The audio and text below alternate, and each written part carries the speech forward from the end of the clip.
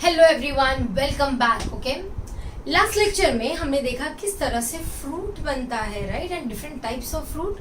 हमने ये भी देखा that some fruits form without fertilization. ये सीडलेस फ्रूट्स है और इसको हम बोलते हैं पार्थिनोकार्पिक फ्रूट। पार्थिनोकार्पी ये जो वर्ड है ना, ये कॉइन किया था एक साइंटिस्ट ने जिसका नाम है knoll, NOLL। Knoll is the name of the scientist who coin the word parthenocarpy. चलो चलते हैं और आगे देखते हैं और एक गजब सी अमेजिंग सी चीज। ओके, हम अब पढ़ने वाले हैं अपोमिक्सिस। ओके, अब what is apomixis? Let us pay attention.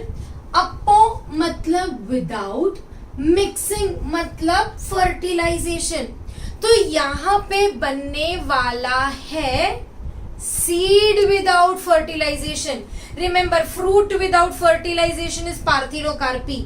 यहां पे हम बात कर रहे हैं seed formation without fertilization. Okay, मतलब अपोमिक्सिस में बनने वाला है एम्ब्रियो। एम्ब्रियो दैट इज बनेगा ओव्यूल के अंदर और ओव्यूल डेवलप होगा सीड में। So embryo formation without fertilisation.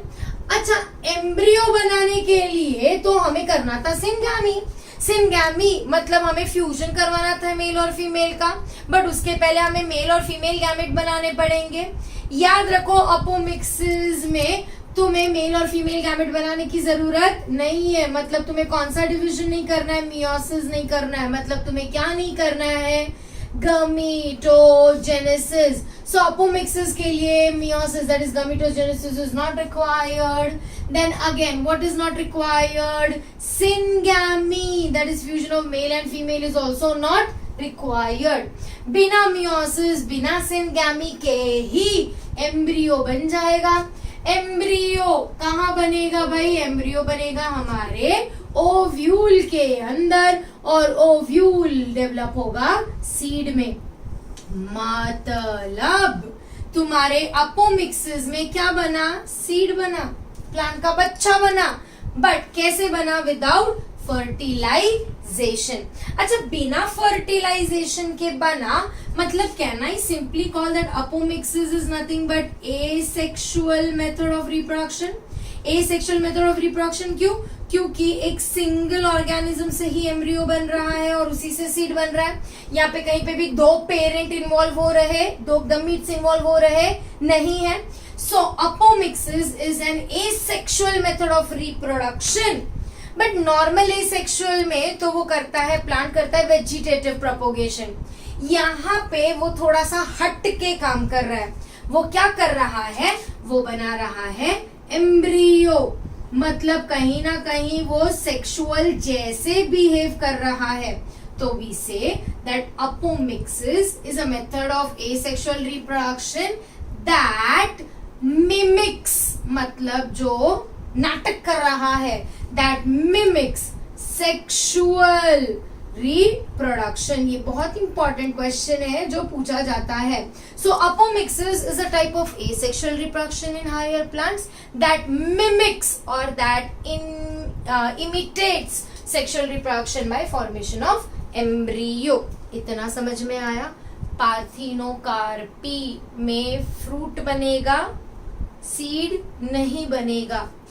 यहाँ पे सीड बनेगा, बट कैसे? Without fertilization. ओके, अब कैसे बनेगा seed without fertilization? Let us see, there are two types of apomixis, या there are two ways of apomixis. Okay, apomixis can be further divided into apogamy. Okay, pay attention to this, apogamy and apospory. अब हमने एकदम पहले वाले lecture में देखा था कि हमारा एंजियोस्पर्म का जो प्लांट है वो कैसा है? It is a diploid sporophyte, क्योंकि वो बनाएगा स्पोर्स, और स्पोर्स जो माइक्रो और मेगा स्पोर्स है वो बनाते हैं gametophyte. Go back to the first lecture अगर याद नहीं आ रहा है तो। ओके, अब जस्ट पे अटेंशन। अपोगैमी में क्या होगा? अपोमिक्सिस होगा, मतलब एम्ब्रियो फॉर्मेशन होगा। तो अपोगैमी में होगा embryo formation from which cell? gametic cell या gametophytic cell. So embryo formation from the gametophytic cell without fertilization, okay. जबकि अपोस्पोरी में, अभी तुम्हें समझ में आ गया है क्या होगा, अपोस्पोरी में होगा embryo formation from sporophytic cell without fertilization, okay. अब एग्जाम्पल्स देख लेते हैं। हमारे अपोगैमी का एग्जाम्पल है, बहुत सारे फर्न्स हमारी टेरिडोफाइटा है। अपोस्पोरी का एग्जाम्पल है citrus, mango etcetera, okay. So apomixis में है दो टाइप्स, अपोगैमी एंड अपोस्पोरी। अपोमिक्सिस में सीड बनेगा बट विदाउट फर्टिलाइजेशन, ओके। अब चलते हैं और देखते हैं ये अपोमिक्सिस किस में होता है। इन जनरल अपोमिक्सिस हमें काफी बार देखने को मिलता है। रादर फर्स्ट टाइम ये डिस्कवर हुआ था in the family Asteraceae. So apomixis की शुरुआत या ढूंढ कर निकाला था हमने एस्टरेसी में एंड काफी सारे grasses में, okay. Apomictic is very important and it has a lot of commercial importance. वो हम देखेंगे, एक्सप्लोर करेंगे थोड़ी देर बाद। चलो चलते हैं different types of apomixis again, okay.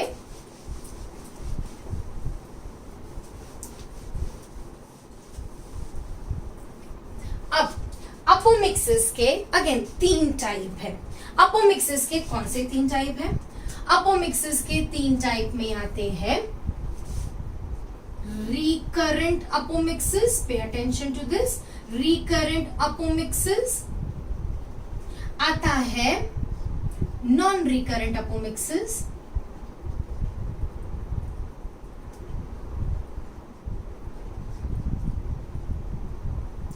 और आता है adventive apomixis, okay. So apomixis के 3 टाइप फटाफट, रिकरेंट, नॉन रिकरेंट और एडवेंटिव अपोमिक्सिस, ओके। चलो चलते हैं रिकरेंट अपोमिक्सिस में।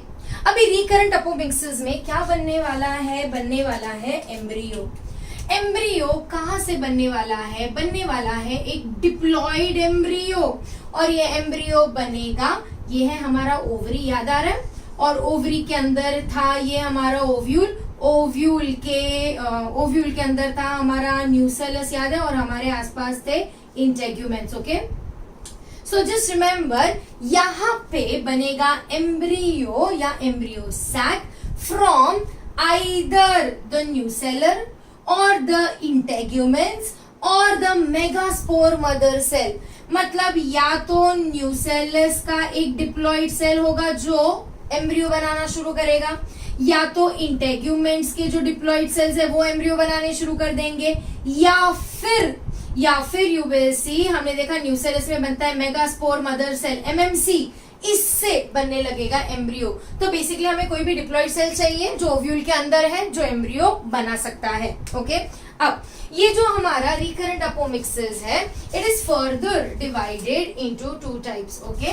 ये फर्दर डिवाइड होता है into diplospory and apospory, okay. तुम बोलोगे मैम थोड़ी देर पहले ही हमने देखा, just that was an example, okay. Remember diplospory and अपोस्पोरी।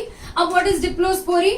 डिप्लोस्पोरी में द एम्ब्रियो, थोड़ा कंफ्यूजिंग लग सकता है, embryo develops from the megaspore mother cell. मतलब सीधा का सीधा मेगास्पोर मदर सेल जो तुम्हारा डिप्लॉइड है वो ही सीधे सीधे क्या बनाता है? एम्ब्रियो। अच्छा, अपोस्पोरी में the embryo develops from the nucellar. तो न्यूसेलर सेल्स मतलब न्यूसेलस के सेल्स, न्यूसेलर सेल्स बनाने लगते हैं एम्ब्रियो। ये भी कैसा बनेगा? Diploid, okay. अपोस्पोरी बहुत कॉमन है, और अपोस्पोरी वो है जो हमें देखने को मिलता है मैंगो जैसे प्लांट में, okay. So that was about recurrent apomixis. अच्छा, ये जो एम्ब्रियो है ये कैसा डिप्लॉइड है, और हमें पता है कि प्लांट बॉडी डिप्लॉइड है।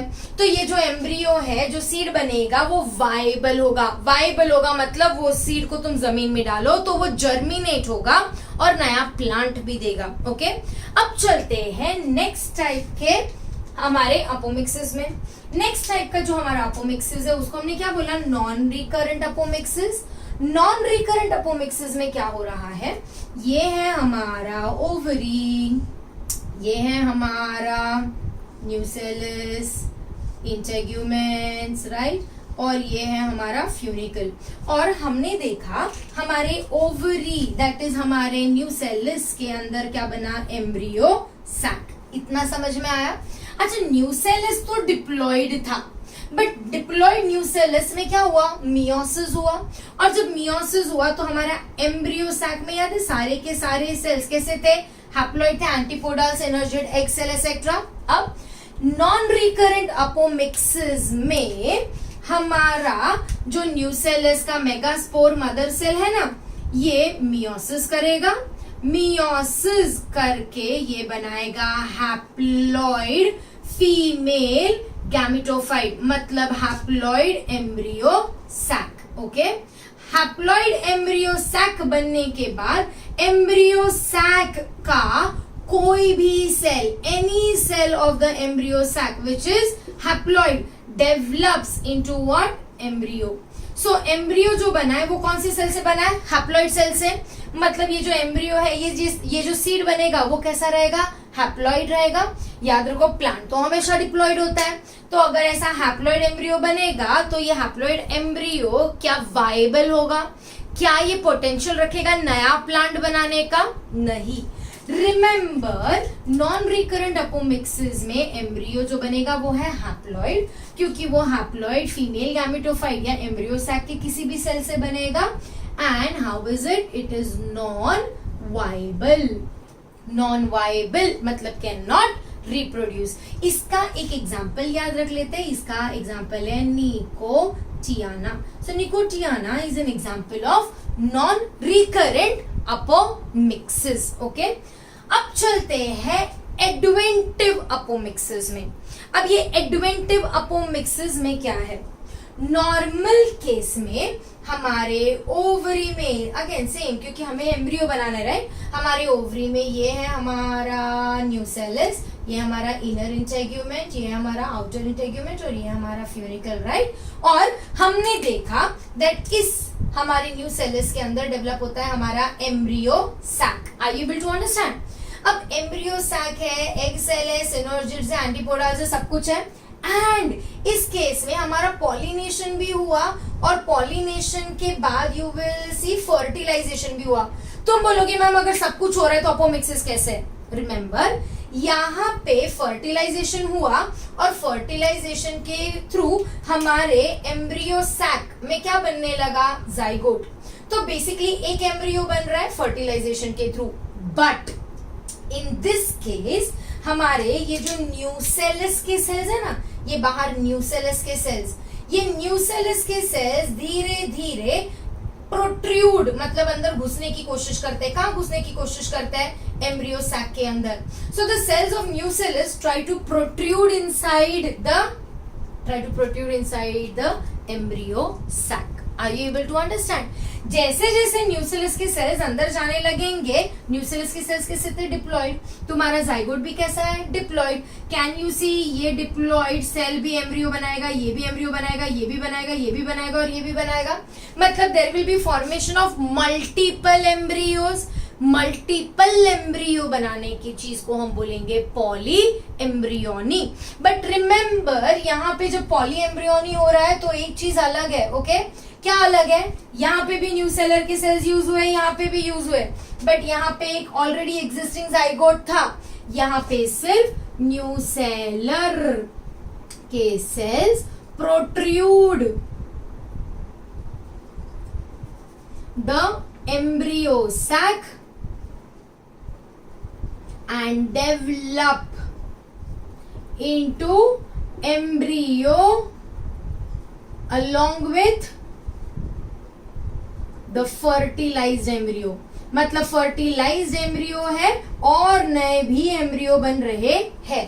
ये जो कंडीशन है जहां पे many embryos are being produced simultaneously is called as what, polyembryony. So polyembryony में एक से ज्यादा एम्ब्रियो बन रहा है और ये एग्जाम्पल किसका है? Adventive apomixis. इतना समझ में आया? ओके। अब पॉलीएम्ब्रियोनी हम देखेंगे डिटेल में, फिलहाल याद रख लेते हैं पॉलीएम्ब्रियोनी के एग्जांपल्स है citrus fruits, all citrus fruits like lemon, orange etcetera, ये सब किसके एग्जांपल्स है? सिट्रस फ्रूट्स के, and these are examples of polyembryony. Rather citrus fruit में सबसे पहली बार पॉलीएम्ब्रियोनी को डिस्कवर किया गया। देखते हैं हमारा polyembryony in details.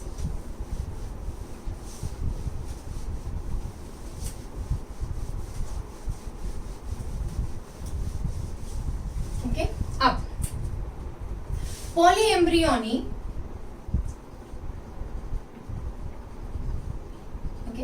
polyembryony can develop due to adventive apomixis, right? अब ये पॉलीएम्ब्रियोनी को सबसे पहले डिस्कवर किसमें किया था? सिट्रस प्लांट में डिस्कवर किया था, और एक साइंटिस्ट है जिसका नाम है ल्यूएन हॉइक, याद है? इन्होंने सबसे पहली बार लिविंग सेल्स भी देखे थे, तो he is the one who discovered this. Okay, अब ये जो पॉलीएम्ब्रियोनी है ना, ये पॉलीएम्ब्रियोनी दो टाइप का पॉलीएम्ब्रियोनी है। Okay, the two types of polyembryony are adventive polyembryony and cleavage polyembryony. Okay, so there are two types of polyembryony, adventive and cleavage. अब ये adventive अगेन जो हमने अभी पढ़ा था, ओवरी है, ओवरी के अंदर हमारा ओव्यूल है, और ओव्यूल के अंदर हमारा न्यूसेलस है, और क्या है? Embryo sac. तो यहाँ पे एडवेंटिव पॉलीएम्ब्रियोनी में क्या हो रहा है? ये न्यूसेलस की cells are protruding in the embryo sac and creating multiple embryos, right? So this is adventive polyembryony, which is caused by the protrusion of nucellar cells. इतना समझ में आया? ओके, अब चलते हैं क्लीवेज पॉलीएम्ब्रियोनी में। क्लीवेज पॉलीएम्ब्रियोनी में क्या हो रहा है? अगेन ये है हमारा ओवरी, ये है हमारा ओव्यूल, और ओव्यूल के अंदर ये है हमारा एम्ब्रियो सैक। एम्ब्रियो सैक में फर्टिलाइजेशन हो गया, फर्टिलाइजेशन के बाद जाइगोट बन गया, यहाँ पे जाइगोट बन गया। अब याद है जाइगोट एम्ब्रायोजेनेसिस जब करता है तो जाइगोट इनिशियली डिवाइड करता है और दो सेल्स बनाता है, एंड ये दो cells are called as basal cells and terminal cells या suspension initials and your embryonic initials. So initially जब ये प्रो एम्ब्रियो बना तो ये प्रो एम्ब्रियो को साथ में जुड़कर रहना है ना, ताकि आगे एम्ब्रियो बनाए। बट क्लीवेज पॉलीएम्ब्रियोनी में क्या होता है कि क्लीवेज पॉलीएम्ब्रियोनी में ये जो एम्ब्रियोनिक सेल है ये इनिशियली जब डिवाइड करता है तो डिवाइड करने के बाद ये सेल सेपरेट हो जाते हैं। जब ये सेल सेपरेट हो जाएंगे तो ये तुम्हारे initial cells will divide and they will separate and they will give rise to their own embryo. तो यहाँ पे क्लीवेज में the pro embryo cleaves. Okay, so the pro-embryo cleaves and each one of it gives rise to many embryos. So that is the reason many embryos are produced in the same cell or in the same ovule. So that is about cleavage and adventive polyembryony. Okay, अब हमने polyembryony तो पढ़ लिया, हमने apomixis भी पढ़ लिया, but क्यों पढ़ा? क्या जरूरत है अपोमिक्सिस पढ़ने की? अच्छा खासा सेक्सुअल रिप्रोडक्शन तो किए जा रहे थे प्लांट। फिर ये अपोमिक्सिस का सिग्निफिकेंस क्या है? ये पॉलीएम्ब्रियोनी का सिग्निफिकेंस क्या है? ध्यान से सुनो, ध्यान से सोचो, क्यों है apomixis? This is the current trend that we are going to follow now. Okay, just pay attention. Apomixis में एम्ब्रियो बना, बट कैसा बना? Without fertilization. अब इमेजिन अगर फर्टिलाइजेशन होता तो मेल और फीमेल दोनों के जीन्स मिक्स होते थे, राइट? अब जब जीन्स मिक्स होते थे तो new characters would have come into existence. Are you able to understand? मतलब हाइब्रिड्स बनते थे। बट जब अपोमिक्सिस हो रहा है तो किसी भी तरह का मेल और फीमेल गैमेट, मतलब मेल और फीमेल गैमेट का फ्यूजन ही नहीं हो रहा है। फ्यूजन नहीं हो रहा है मतलब क्या नहीं बन रहा है? हाइब्रिड नहीं बन रहा है। हाइब्रिड नहीं बन रहा है मतलब क्या बन रहा है? क्लोन्स बन रहे हैं। मतलब क्या बन रहा है? जेनेटिकली आइडेंटिकल ऑर्गेनिजम्स बनते जा रहे हैं, that is genetically identical plants बनते जा रहे हैं। अच्छा, मुझे हाइब्रिड इन जनरल चाहिए होता है क्योंकि मुझे नए कैरेक्टर्स चाहिए, बट कुछ केसेस में मुझे क्लोन्स भी चाहिए, मतलब मुझे जेनेटिकली आइडेंटिकल प्लांट्स भी चाहिए। अब ये क्यों चाहिए? Have you heard about the technique of hybridization, जहां पे बड़ी मेहनत करके फार्मर्स एंड साइंटिस्ट दो अलग अलग प्लांट के डिजायर्ड कैरेक्टर्स एक प्लांट में लाते हैं। तो सपोज मेरे पास एक प्लांट है जो टॉल है, ओके, पर थिन है, और मेरे पास दूसरा प्लांट है जो कि ड्वार्फ है और थिक है, मतलब शुगर केन समझ लो, ओके। अब इसका फायदा ये है कि ये टॉल है और इसका फायदा ये है कि ये थिक है, और मुझे दोनों के कैरेक्टर्स चाहिए। तो मैंने बड़ी मेहनत करके इन दोनों में क्रॉस पॉलिनेशन करवाया, हाइब्रिडाइजेशन करवाया, and I got a plant which is tall as well as thick. इतना समझ में आया? सो ये मेरा डिजायर्ड कैरेक्टर है।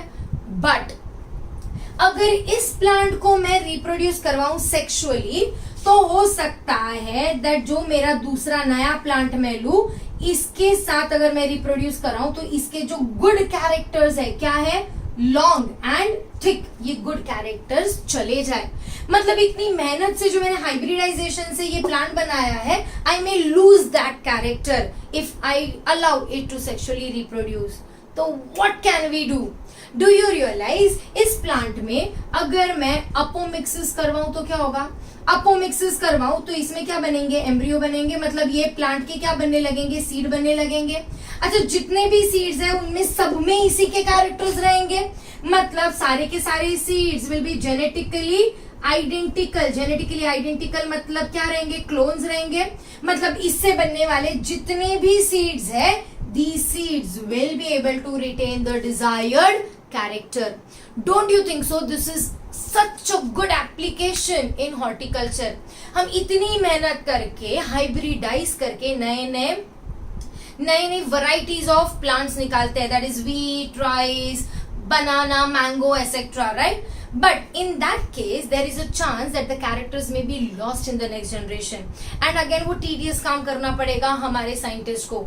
तो क्यों ना हमने जो हाइब्रिड्स बनवाए हैं उसमें अपोमिक्सिस के जो जीन्स है, अपोमिक्सिस कॉज करने वाले जो जीन्स है वो डाल दें, या फिर हम उसमें अपोमिक्सिस करवा दें। अगर हम करवाएंगे तो वो प्लांट जो सीड्स बनाएगा उसमें उसी के कैरेक्टर्स होंगे। ये कैरेक्टर्स डाइल्यूट होने के चांस नहीं है, ये कैरेक्टर्स लूज होने के चांस नहीं है, and the same genes can be passed and these plants can be used for a very longer duration. So apomixis has a very good application in horticulture where we want to retain the desired characters of the hybrid. Again similarly polyembryony which is a part of apomixis can also be used. तुम देखोगे citrus में एक से ज्यादा embryo है। अब एक आधी एम्ब्रियो है जो फर्टिलाइजेशन से बना है, बट बाकी सारे तो अपोमिक्टिक एम्ब्रियो है। तो what will happen? I will just use those apomictic embryo. Do you realize एक सीड में एक से ज्यादा एम्ब्रियो रहने के फायदे भी है। कई बार जर्मिनेशन के टाइम पे एम्ब्रियो डैमेज हो जाता है। अभी अगर एक सीड में एक ही एम्ब्रियो है तो वो एम्ब्रियो डैमेज, मतलब सीड जर्मिनेट नहीं होगा। बट अगर एक सीड में बहुत सारे एम्ब्रियोज है तो अगर एक मर भी गया तो दूसरा जर्मिनेट हो जाएगा। मतलब polyembryony leads to what? It leads to higher chances of germination. Apomixis leads to what? Formation of genetically identical plants which have a very good application in horticulture. This is about the chapter reproduction in flowering plants. यहाँ पे हम देखेंगे hybridisation, but वो हम देखेंगे इन some other chapter जिसका नाम है strategies for food production. So we have finished with the chapter. Hope it was easy for you. This apomixis and parthenocarpy wala part may be little confusing, or maybe this polyembryony wala part may be little confusing. Don't worry, go through the lecture one more time and it will be easy for you. See you in the next lecture with some more interesting topics. Till then, let us catch up with a quick quiz online. Thank you.